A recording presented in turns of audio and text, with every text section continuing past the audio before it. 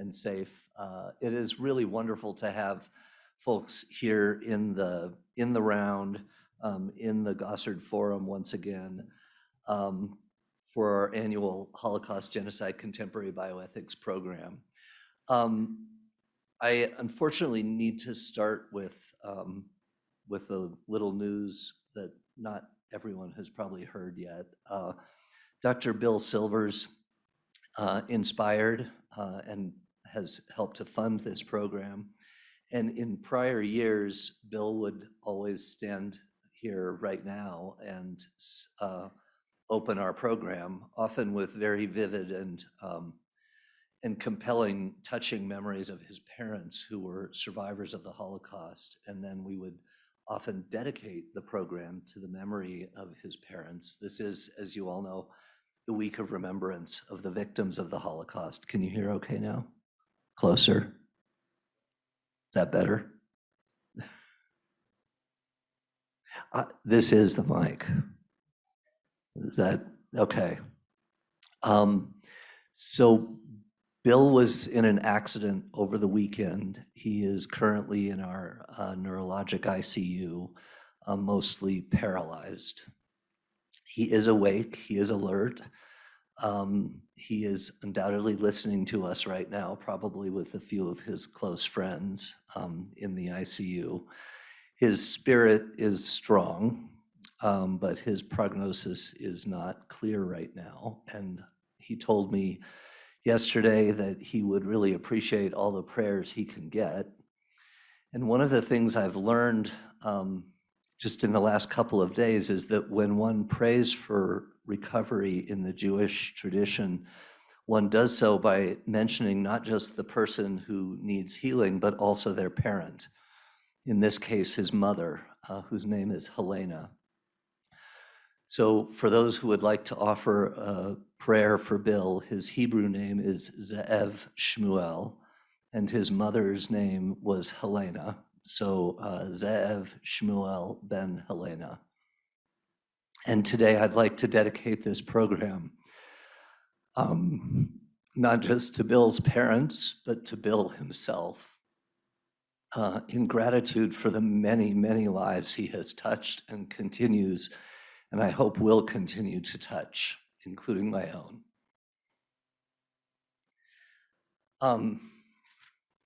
I have the great honor today of also introducing Don Elliman, the Chancellor of the University of Colorado's Anschutz Medical Campus. Chancellor Elliman has led our campus for a decade, during which time CU Anschutz has grown substantially in terms of research and discovery, student enrollments, clinical care, philanthropy, and infrastructure. And throughout this decade, he has been a critical supporter of our Center for Bioethics and Humanities. And I think in our conversations, it's because he really gets it. He understands the many ways in which history, humanities, ethics, arts are intertwined with the core work of our campus and with the strategic priorities of our campus, including the current priorities around diversity, equity, and inclusion, our increasing focus on mental health and well-being, especially in times of crisis, and questions around how we should leverage data in healthcare. So we're very grateful that Don could be with us here today to provide some opening reflections on this year's programmatic theme, which is about the legacy of the Holocaust and its impacts on our efforts to achieve health equity today. Don?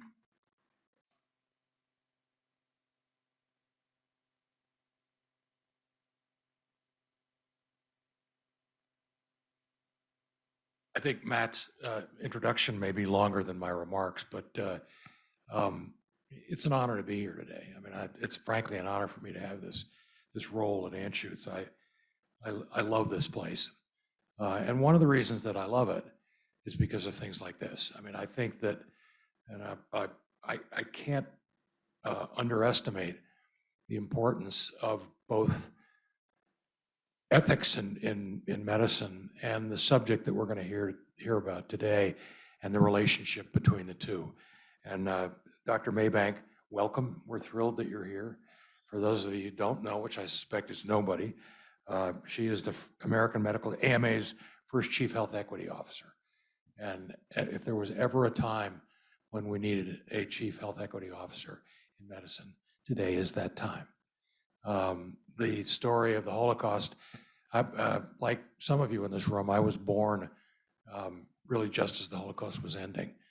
And I don't think we ever, as I was growing up, got the full measure of the horror that took place then, and frankly, that continues to take place around the world in so many other places. We talk about Ukraine today, but sub-Saharan Africa, I mean, we seem to, I was told the word genocide wasn't even invented until the mid-1940s. And now we look at it as a daily occurrence in our global life. And it's shocking and frightening. I think the program that Matt has built here, Dr. Wynia has built here today, is absolutely critical to the sort of holistic mission that we have in healthcare on this campus. And I couldn't be prouder of the work that they do and the work that they're going to do, because this mission is a marathon and we're really only just beginning. So thank you very much for having me. I can't wait to hear the remarks of Dr. Maybank, and I'm going to turn it back over to Matt.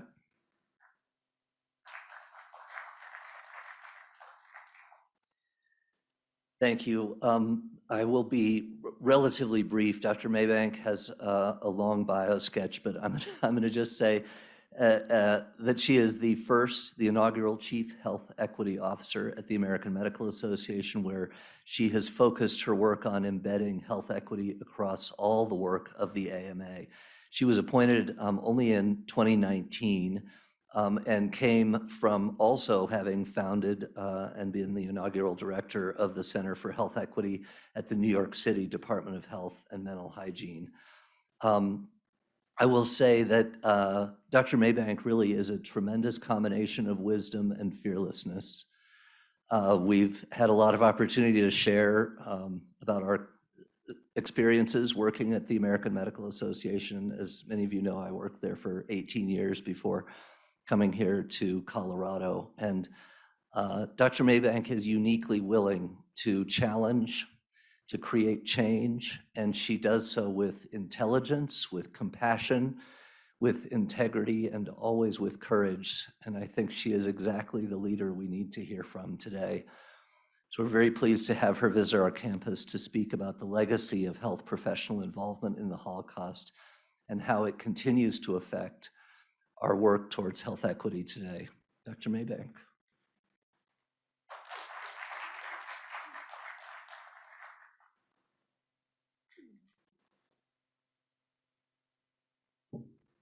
Okay, good afternoon, everyone.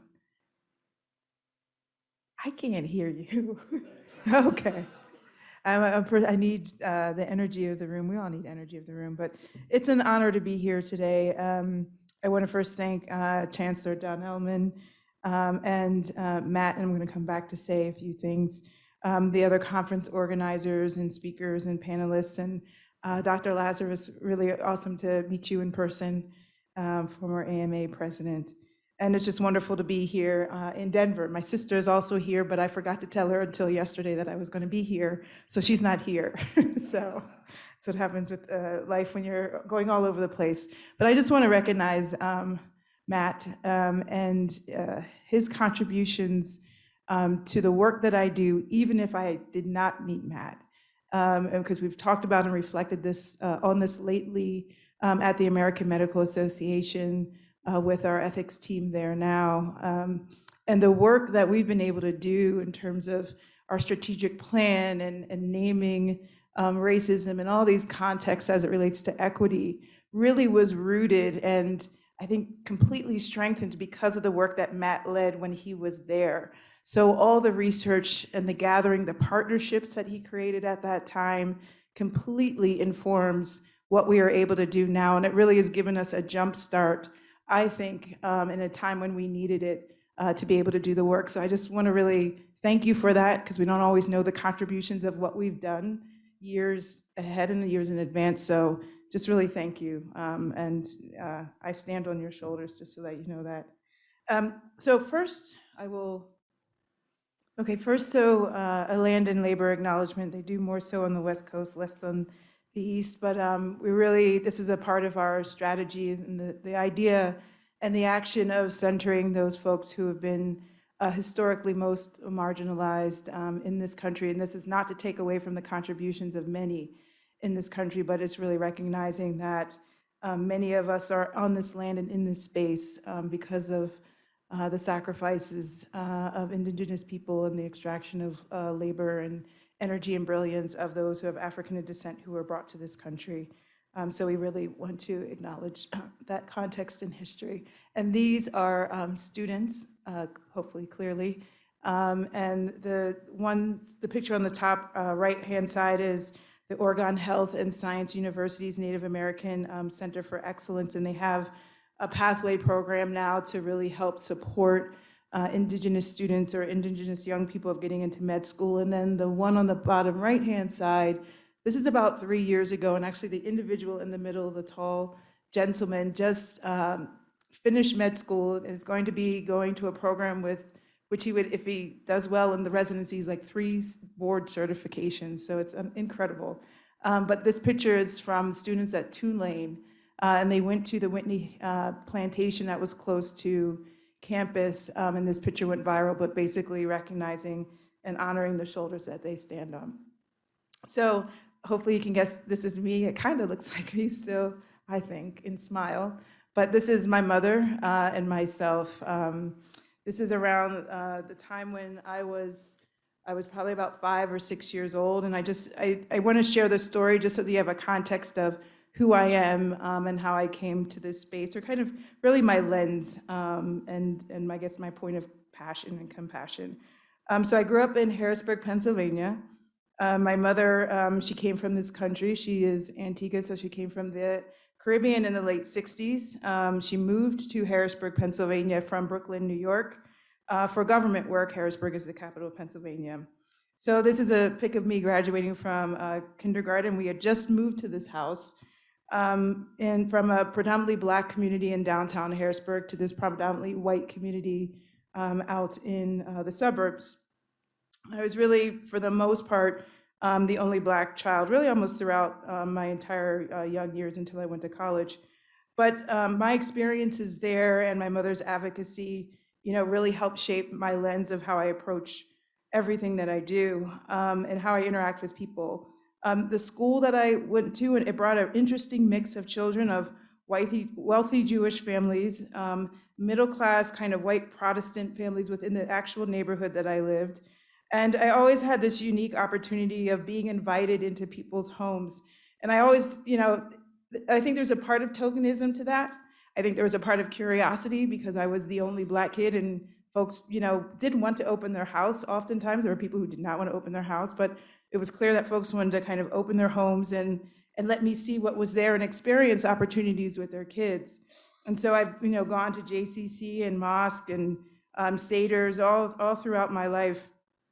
And my mother exposed me also to kind of the spectrum of not only kind of whiteness, but also Blackness.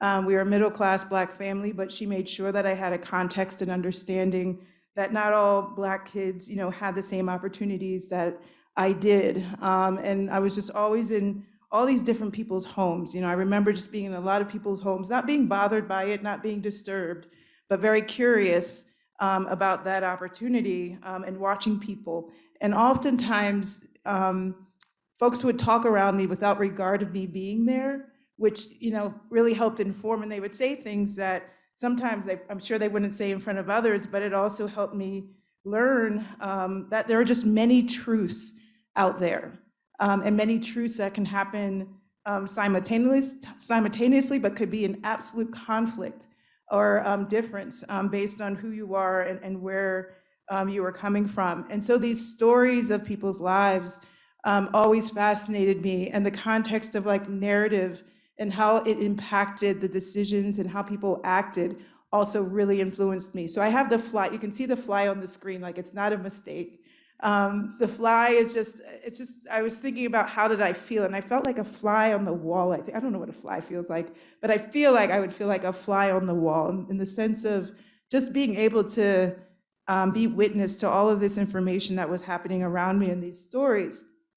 And so it brings me to this context of narrative. And narrative work is really at the front line of doing equity work at this point in time. And I think narrative is important to all of us. It shapes our beliefs, and it shapes our actions, and how we interact with one another. And we really have to understand, I think, more deeply, and especially in this context of health and health equity, how deeply rooted these narratives are, and how they contribute, again, to the ways they act, but also how they contribute to disruption, to harm, to genocide, but also how they can contribute to solidarity and community as well.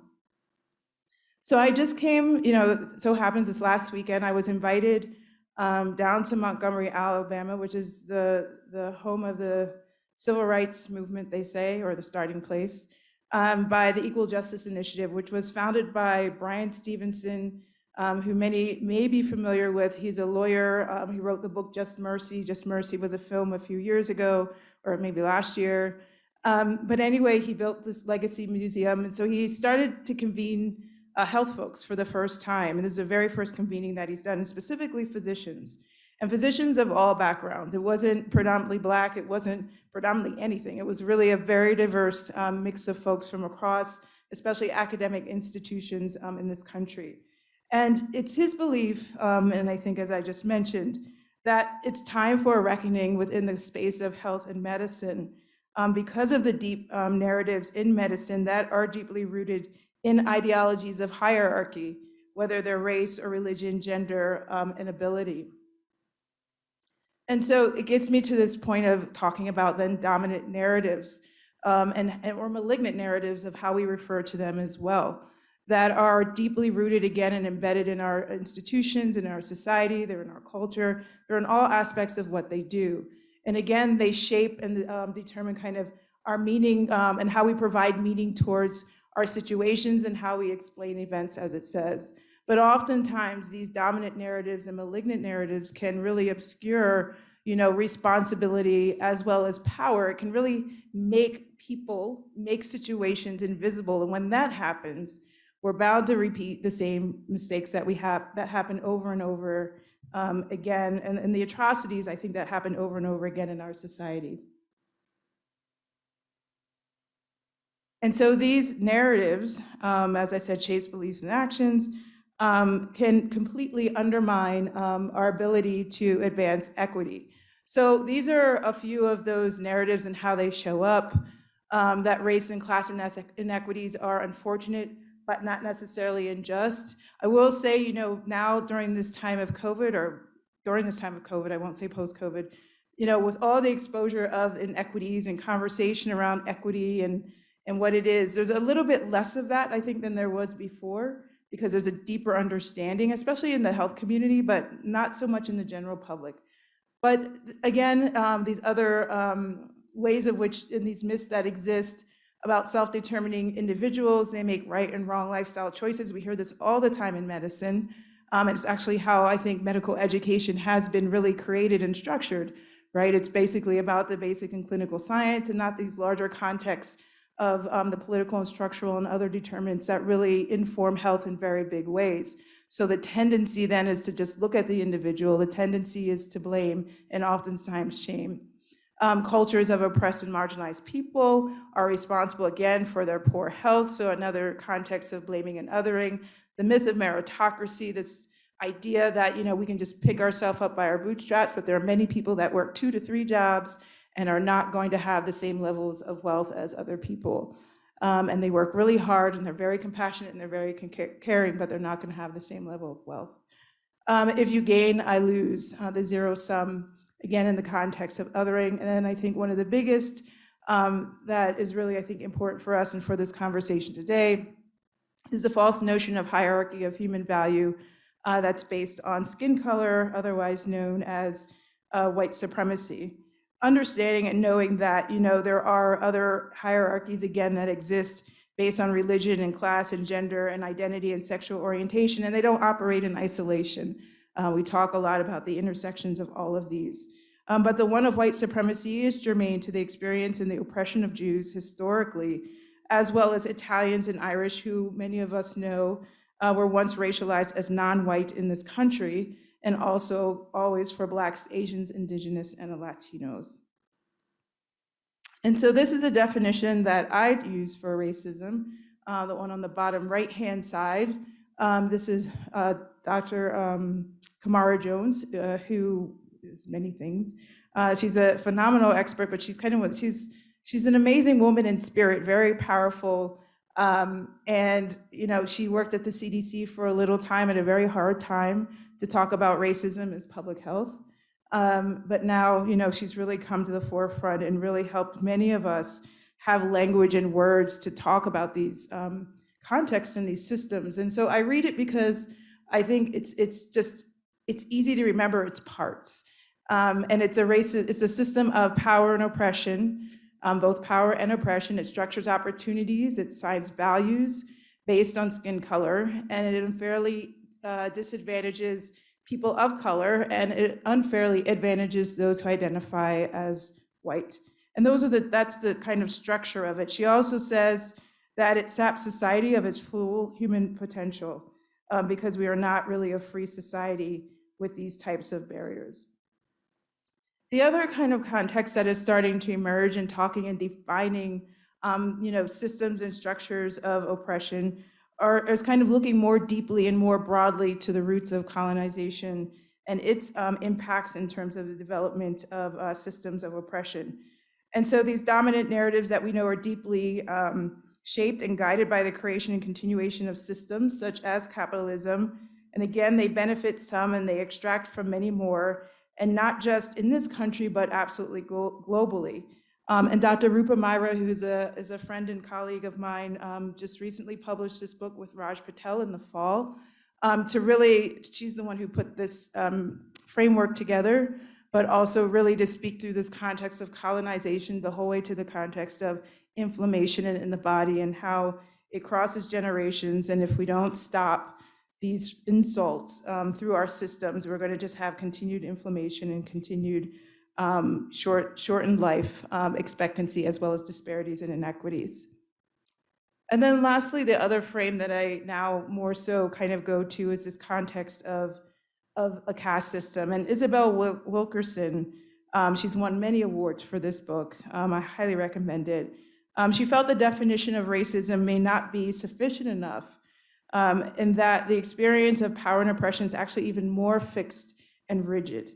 And wrote this book as a way to explore and explain the experience of this country and its commonalities with two other forms of caste in India and Nazi Germany.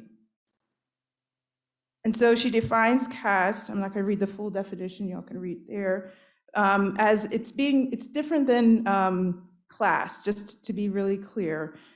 Class, she defines more so as one standing in society and marked by a level of education, of income, and occupation. But caste is more so this artificial construction. It's fixed, embedded ranking. And it's, as I mentioned before, it's rigid with arbitrary boundaries that also can change over time based on who's in power. And what was revealed to many, I think, of us who read this book, and I think herself as she was doing this, was the reality that much of Nazi Germany, much of what Nazi Germany developed and implemented in the genocide of Jews, they learned and emulated the tactics and strategies and the terror that was used to preserve these narratives of white supremacy in American culture, our narrative, our systems, and our structures. And the Nazis basically got it from white American politicians, leaders, and many of whom were scientists and in the profession of medicine. And so I'm going to walk through just a few key points of her analysis. It's quite in depth, and I would not have the time to do that, or really, I think, the brilliance to do that truthfully, because her book is just, it's that phenomenal. But one of the first kind of areas is talking about the divine will and the laws of nature. And it's this use of biological explanations to really support superiority and inferiority ideology to strengthen power, deeply oppress, and maintain power over wealth, land, and people. And it was quite prominent. And it really reminds us that race has always been a social and political construct that is created again by this ideology of a hierarchy in human value, whether it's based on race or religion in this country, but also in the world.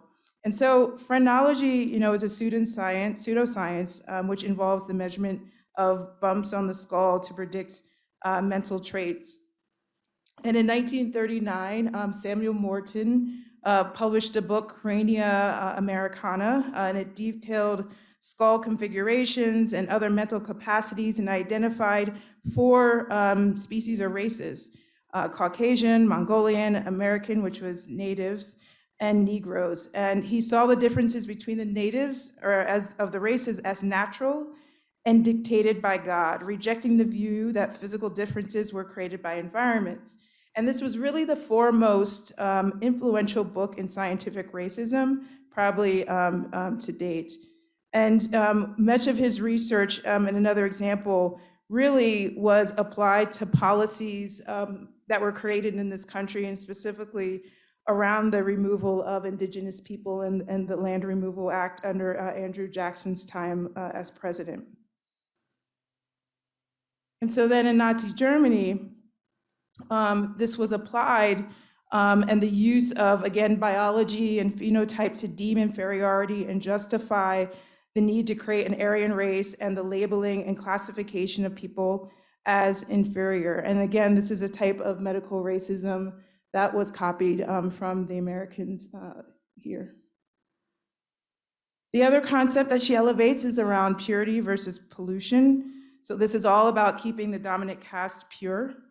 And we know eugenics is really a science based on the belief that the human species can be improved by encouraging only people of groups with desirable traits to reproduce while discouraging or even preventing reproduction among peoples with undesirable qualities.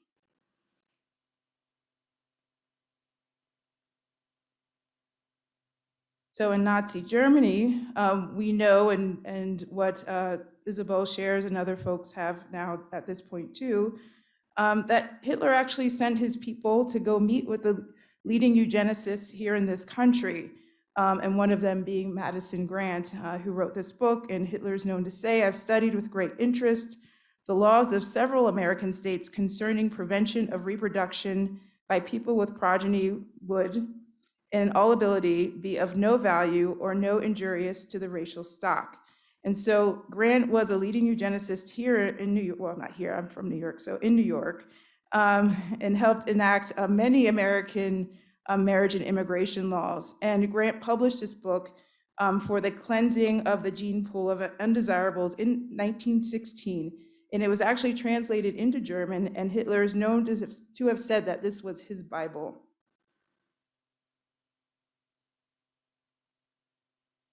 And then the concept of heritability, which many of us have heard in terms of the one-drop rule. It also connected to this example of purity. And our example here is no matter how small the contribution was, you were othered.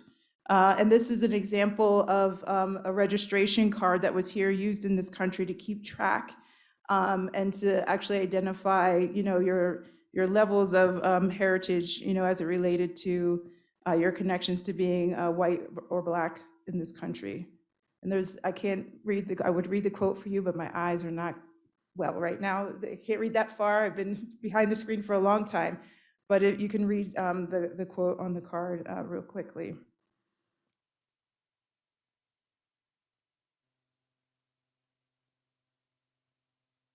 And then in Nazi Germany, this is purity, and this is what was applied there. And this internal threat lurked in intermarriages between Aryan Germans and the members of inherently inferior races. That was the language, that's a quote, of Jews. And the offspring of their marriages were said to dilute the superior characteristics reflected in German blood, thus weakening the race in its struggle against other races for survival. And so these photos here, the one on the left is the Nuremberg Laws. This is a chart that was used by Germans to understand the new laws actually of citizenship of 1935. And then on the right-hand side is a certificate of Aryan descent and help support identifying how far back or how Aryan a person was. Again, strategies and tactics developed and created here in the United States and altered. The next is dehumanization. This really speaks a lot to that this superior race was justified and really justified the extermination here in this country of indigenous peoples and communities.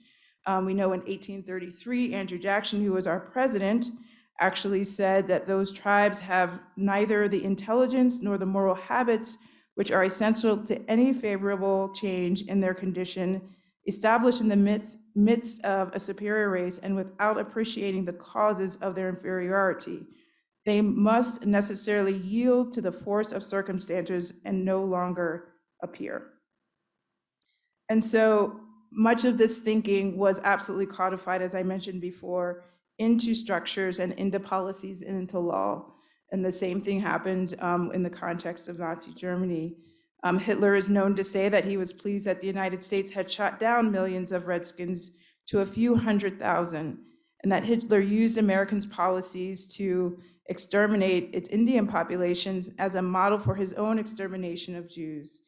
He equated his quest for Lebensraum, which is a living space that many of you, I apologize if I pronounced it wrongly, but a living space in a territory that really is about a space which he's creating for his own chosen people. He equated it to the American cleansing of Indians out in, or Native Americans in the United States. So the context of dehumanization also speaks to experimentation. This is a photo, not a photo, a piece of art or a painting of J. Marion Sims. J. Marion Sims is considered the father of gynecology. He also was a former AMA president. And he, thanks to Harriet Washington, who really unearthed a lot of this history in medical apartheid, performed experimentation. And actually in Montgomery, Alabama, when I was there, I went to the space in the hospital in which he did some of that experimentation, but on enslaved women without anesthesia to repair vaginal wounds post delivery and having babies. And so many and multiple procedures were done without anesthesia and absolutely without consent because they were deemed as property. And so this is just one example of the many examples in this country of experimentation. And in her book, she outlines many other examples. There's clearly the widely known United States Public Health Service Task Force syphilis study at Tuskegee, of which hundreds of men were not provided treatment. And then here, not here, but in Nazi Germany, it's really one of Holocaust's grim legacies of Nazi physicians, again, brutal medical experimentations upon helpless concentration camp inmates. These experiments were often fatal, extremely cruel, and performed without consent. And much of the evidence that they would say, or the information that was gathered, was used to enhance Nazi military survival tactics and to apply it again in service of eugenic goals. Things such as immersion in tanks of ice water, high altitude survival, seawater poisoning, forced sterilization. And we know that, and I'm sure many of you know that 20 Nazi doctors were charged with war crimes and crimes against humanity at the military tribunal of Nuremberg. And so there are following testimonies that are on this, and there are many testimonies in many different places. But this is just an example of some of the testimonies of individuals who were experimented on as a result of the Holocaust and during the Holocaust.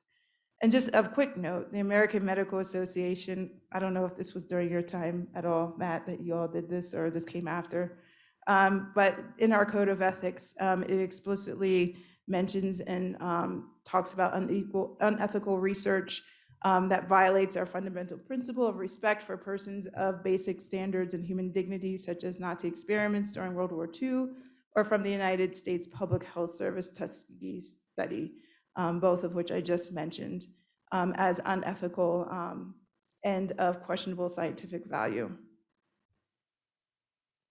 And then lastly, she doesn't particularly elevate this as much in the book, but this kind of came to me as I was in Montgomery, Alabama this week. But this whole context of racial terror and our history and legacy around lynching in this country. And then, as many of you know, this is Auschwitz of Nazi Germany and the building structure.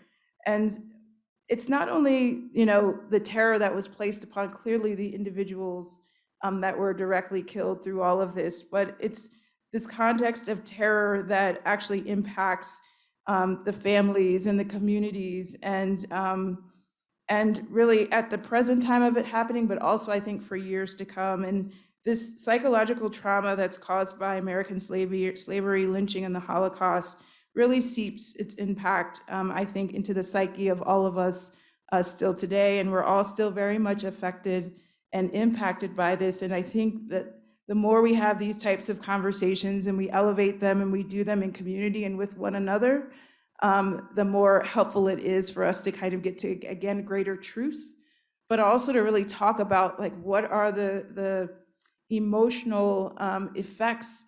We understand the physical effects. There's more and more about the physical effects of how trauma kind of is embodied and causes shortened life and all kinds of health consequences. But we don't talk enough about what is it doing to us socially and emotionally as well. And so these are two depictions of that. On the right-hand side are any pediatricians in this room are familiar with the adverse childhood experiences and saying that, when you have these adverse experiences as you're young, it actually can, it impacts not only you as the individual, but also across generations.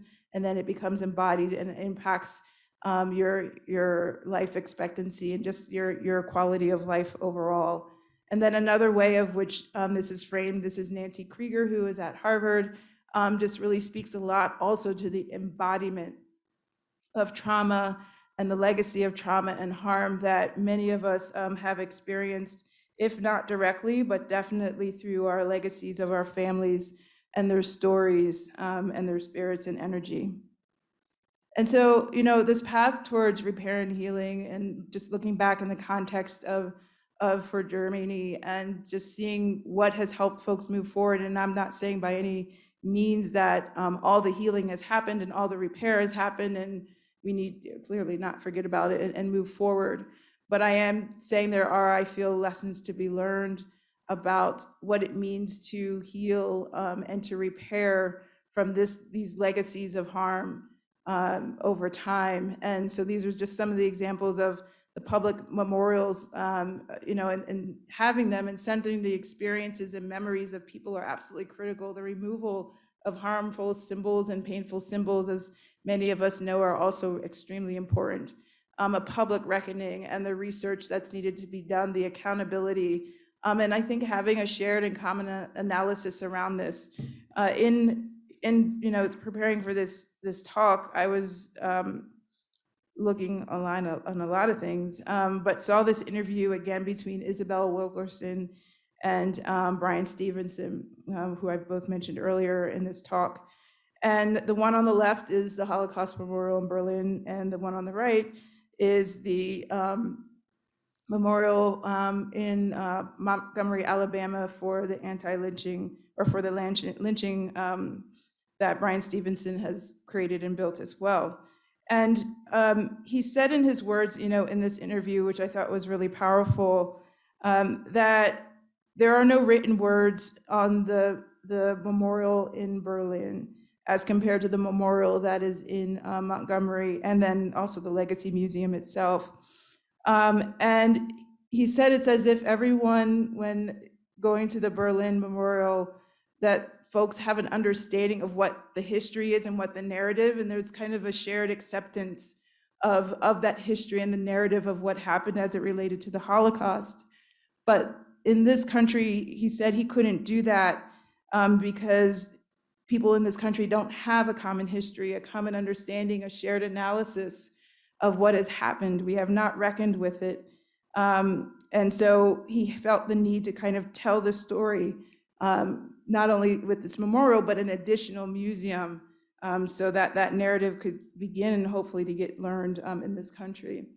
And so our continued US context, kind of even understanding kind of this, the lessons learned from the Holocaust and moving forward in repair and healing, we're still in this context of, I think, supremacy and oppression within this country that's codified in so many different ways, and shows itself in many different ways, from larger kind of structural and social determinants of health, of where people live and what they have access to in terms of food and transportation, the violence they experience within their communities, but also our healthcare systems and the segregation that still exists. And also, we do hear stories still of continued sterilization and prison-based experiments, and the conditions of what's happening at our borders. And so I mark, as we kind of start to look forward in terms of, what does this mean for inequities, and just it's really critical that I share with students a lot, that these inequities are really structured, into our policies, but our data reflects this. And so that when we look at these data, that one, show that we don't value all people equally, or else if we did, we wouldn't have disparate data, but that these inequities are actually getting worse. And this is recent data in terms of within the year or so. We know life expectancy is even lower than this, because there's been more recent data actually within this country overall, that life expectancy has gone down, but especially for historically marginalized communities. But it's just critical, and from a narrative point of view, that when we look at data, and especially as science folks, that we're looking at structured inequities, injustice within our societies and our systems. Another way of which, racism still shows up, this was asked of me yesterday, is in our context and use of race-based medicine. And the inclusion of race as a clinical decision-making framework exemplifies a really covert way in which racial essentialism, the idea that race is biological and genetic, is a genetic reality, is completely still infiltrated and continues to flourish in our medicine today. This was a great article that came out almost 2 years ago now, I think, that listed a lot of, these are 3 here, but a lot of places in which race is still used as a marker to correct. And it's a social construct and not a biological one. We know that there has been work on the GFR, and there has been agreement to initially so far to remove race as a correction for the glomerular filtration rate, the GFR. And then another way it shows up, we're very clear that there are still medical student perceptions. This was data from 2016, in which it's still felt that from white students that Black patients don't experience as much pain. And there are other examples of data across race and ethnicity. And then this is a more recent one, of which was really found that when babies are taken care of, to be specific, when white babies are taken care of, are taken care of by white physicians and Black physicians, they do well. When Black babies are taken care of by white physicians and Black physicians, they do not do as well with white physicians. And this is more recent data as well. And so our way forward, and I think an important part of this convening today and this conference is how are we looking at the historical context? We can't forget history. Not only can't we forget history, we need to know history in very intimate ways, and how it's carried forward in our institutions, our systems, our families, our communities, I think, and our bodies as well. And so I don't believe that we can really move forward with anti-racism efforts at the institutional level at the American Medical Association without really looking at our past and an honest assessment of kind of our historical harms. And in our strategic plan that was released, we do list a whole bunch of harms that AMA has been connected to or a part of or have led over time. And I do say that AMA does tend to get, and I understand it, the finger kind of pointed to them as kind of a poster child of racial injustice at times.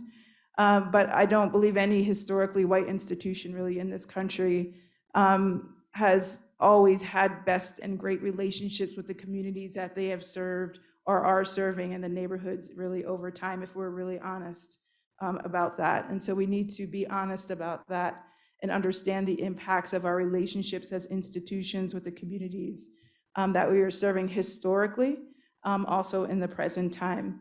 And so a lot of why I'm able to talk the way I talk and do the work that I do is really to the credit of especially the medical student section of the American Medical Association, the young people and the young physicians, and the minority affairs section who put these policies forward in 2020, and they passed in the fall of 2020. And on the right-hand side was a pledge that the Board of Trustees put forward after the public murder of George Floyd, but then these policies followed up. So it really provides a lot of space for us as the American Medical Association to really advocate for the dismantling of racism in all of its different forms across all of its different hierarchies and intersections of hierarchies.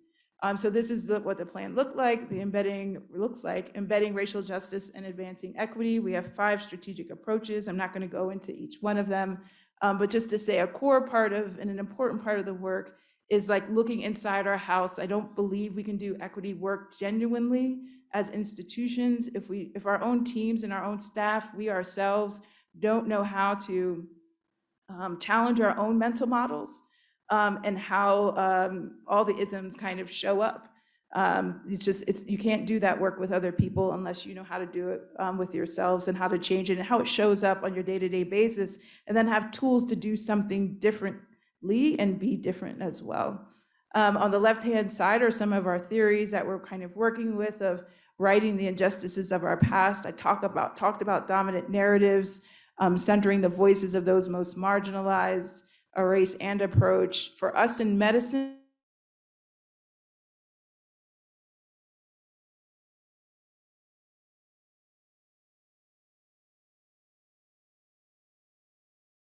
I think it's absolutely, again, fostering that I think is connected to the topic today is how do we best foster these pathways for truth, racial healing, and reconciliation for our past? We haven't done that in this country really at all.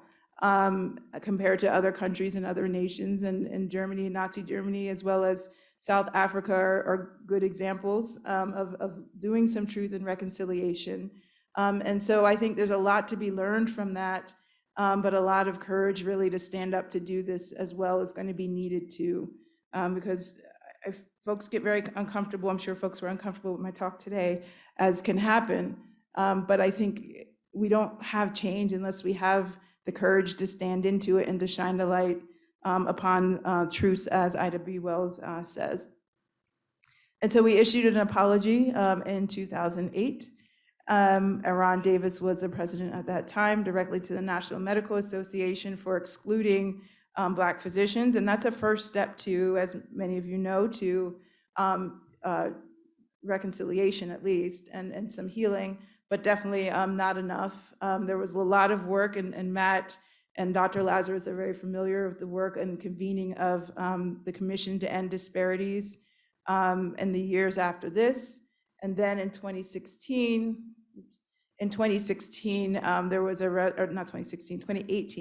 there was a resolution passed that AMA needed to really stand in equity and start a Center for Health Equity and have a leader, and that's who I am. And so this past year, last year, another aspect of truth and reconciliation that AMA is committed to doing in policy is looking at the impacts of the Flexner report, which 1910, which absolutely influenced the context of medical education, what's in it, again, based on clinical and basic science, really taking out the social context of health, what we need to do to around that, but also, again, their recommendations of the report shut 5 of the 7 Black med schools down at that time, which has had tremendous impact to this day.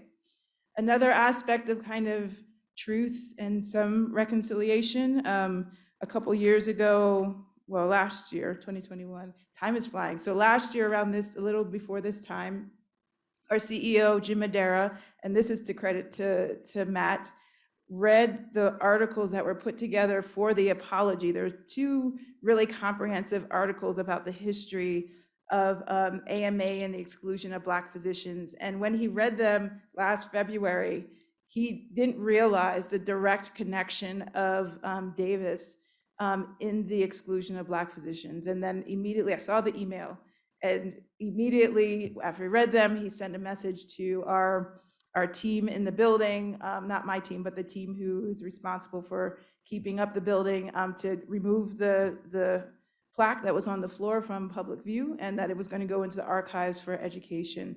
And then there was a vote with the board to also take and remove his name from the award. And actually all awards, there are no names to awards in AMA any longer, so that there is not that issue per se. We issued and put out a narrative guide this past fall, which has had drawn a lot of attention in very good ways, and drawn not so great attention in other ways. But again, really committed to, if we want to do this equity work, we have to get our language, we have to understand narratives, we have to understand how all of that impacts what we want to do and how we want to work together in doing this work. I will say, as some of you already know, like, this has drawn attention to the safety of myself, as well as a few others, you know, and the institution has had to step up as AMA in different ways. And I think this is the nature, it's always been the nature probably of equity and justice work, but I think we're in a time now where we can actually better advocate for ourselves as leaders doing this work, to have the support that we need in order to stay safe and be safe for ourselves and our family. So I just want to make sure I highlight that. The other part, again, of doing this work as a way forward, I think, again, of truth telling. This was not an easy decision to do. I remember making the calls. This was after the Big JAMA incident, and where there was a podcast that basically said, you know, we shouldn't really be talking about racism, and that it doesn't exist, and it really blew up and drew all types of attention we didn't want to draw, but also really harmed a lot of people within the AMA and also external to AMA. It was very hurtful. And so organized, you know, with some leaders in equity to, you know, really understand better, you know, how often is racism really mentioned? How often are these topics actually talked about and written about within our medical journals? And in our research that we did very quickly, really found that only 0.5% actually included the word racism, the top 4 medical journals, and 0.2 actually were empirical in nature, which means there's just a huge gap of information. And this isn't just racism, this is any form of kind of a system of power and oppression, and that we know impacts the health of people across the country. Other ways forward, I think this, I really value this young man and the work that he's leading, and where he has been, where he was in med school over this year or last year, but he's been drawing and creating and illustrating these conditions and people in ways that we have never seen them before. I remember the first time I saw this, I was actually, it shocked me, because it was like, oh yeah, we don't see images of other bodies besides whiteness within medical literature. And why is that? Why can't it be? Why can't it change? And so, you know, he's gotten a lot of attention, rightfully so, and we're actually going to be working with him on some work. I can't say it, I really want to, but some work that's going to be actually have a lot of exposure across the medical community, because of some of the tools that we provide across the medical community, but really excited to engage. Again, another way forward is, you know, centering and valuing the people, again, who have been most harmed. I talked earlier about Marion Sims. When I went to Montgomery, not only did I go to the hospital or the building of which he did the surgeries, there's an artist, Michelle Broader, who actually did this, launched in the fall. This is artwork honoring Betsy, Lucy, and Anarka. Those are the 3 women that were in that photo that are written in his book. The reason why we know the history is because he actually wrote it for us to know. But this is, you know, again, honoring and centering those people. This is a form, from my context, of healing. She's created this healing space for people to go and to be in community and have conversation. And it's down the street from the other museum. You know, I mentioned earlier about race-based medicine, and we need to kind of move towards race-conscious medicine. And there are frameworks that are building out there. This is work of Michelle Morse and Bram Wispelwey up at the Brighams, and they started to identify and put together frameworks and actual action and structures at their institution. But it also generated a lot of negative attention again. It was published in the Boston Review, and they've received all kinds of threats for this work that they are doing across the country. And so these attacks, we know, are increasing in terms of education overall in this country around any type of historical context, but especially in its connection to kind of race and racism. And these same folks, who are attacking our education are really close to the same folks who are committing acts of violence that are aimed at Asian Americans and Jewish folks and Black folks and Indigenous people. They've always been there. I think, it's just surfacing in its way that it is now. I think it's always been, we're able to report it more now, and we're able to see it more also on social media. And we're also to recognize its durability. And so, as I start to close out, I mentioned before the attacks that came to the folks at Brigham's. And so not only did they have that, they actually had neo-Nazis kind of show up and demonstrate. And this was just a few months ago. This wasn't that long ago. What kind of, what strikes me about the whole context of it is just that, it's hard for me to say sometimes, there was a lot of silence around the medical community in support of one another. And, from my perspective, these are the times where, if there's any time we can operate in solidarity, understand that we do have common experiences and common trauma that's historical in nature here or in other countries. We need to have a better, I feel, sense of compassion and humanity for each other in order to move forward, or else the whole idea and the tactic and the strategy, the embedding of the narrative of the hierarchy of human value, whether it's based on race or religion, gender identity, gets to be realized and continues to be realized at the expense of many people and harmed. And I know none of us want that, and we all have deep-seated memories of injustice, and we carry these with us. These experiences historically and currently are, of course, different in fundamental ways. I get that, with strong parallels, though, that lie through the lines of colonialism and different forms of racism. And I think the possibility lies in our opportunity for solidarity, no matter what our identity is. Eric Ford, who was at the Ford Foundation, who is now at Race Forward, and I'm on the board of Race Forward, said we have to understand that at this moment, we have to fight the fear together. There is no solution to this problem that does not come from communities uniting across lines of color, gender, race, and class. And we are truly all in this together. So engagement will look different for each and every person. For some, this will mean focusing on laws and rules and regulations. For others, it will be researching and bringing to better light and understanding of these moments and movements. And what I hope is that everyone walks out of this conversation thinking about the one thing that they can do to make a difference. Not everybody has to do it all, but all of us have to do one thing. And this quote, I used to actually cut it off at, since we live in the age of, let me not say it wrong. Thank you. Since we live in the age in which silence is not only criminal, but suicidal, I have been making as much noise as I can. And I didn't cut it off because I wanted to, I just didn't even know the second part of the quote. But then the second part of the quote to me actually had equal relevance and meaning, not for just today, I've added it on otherwise, but the second part being, I've been making as much noise as I can here in Europe, because he was in Europe at the time on radio and television. In fact, I've returned from a land, Germany, which was made notorious by a silent majority not so long ago. So again, this just importance of us speaking up in courage and in solidarity, I think is ever, ever, ever more important today than. Thank you.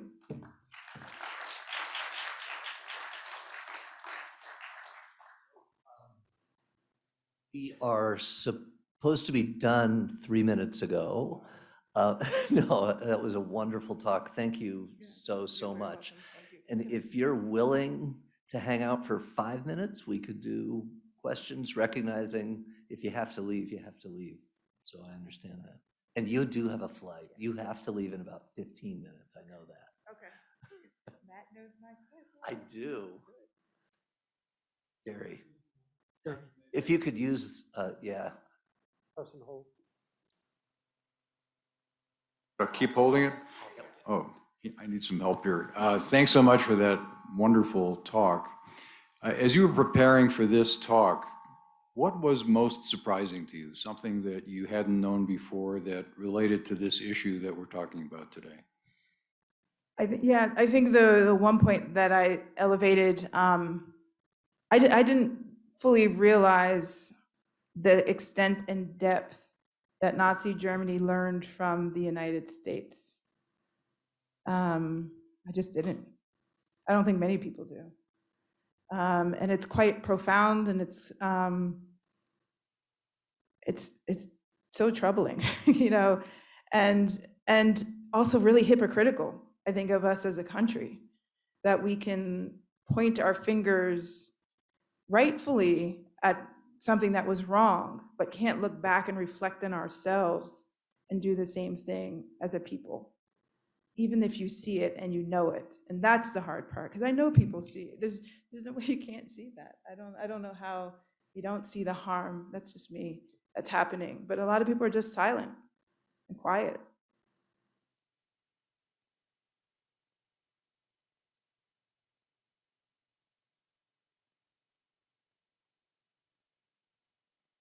Okay, this is a question from online. It comes in from Dr. Epstein, cholera surgeon, and we've also had versions of it from Dr. Seiler and Ms. Farbs. And the question is, how do you recommend that we, leaders and healthcare providers and educators, address community and healthcare disparities, microaggressions in the healthcare systems, and overt racism? And where can we look for education and mentorship in our communities? Yeah, thanks for the question. So one, I'm going to do our plug. So, I think our strategic plan it's 80 pages long, right? Strategic plans aren't usually that long, but we were intentional to have it that long because we felt really the importance of providing education to get to that a better shared analysis and some common understanding of definitions and terms. So I highly recommend that. We've also really strengthened and launched our Health Equity Education Center on the AMA Ed Hub.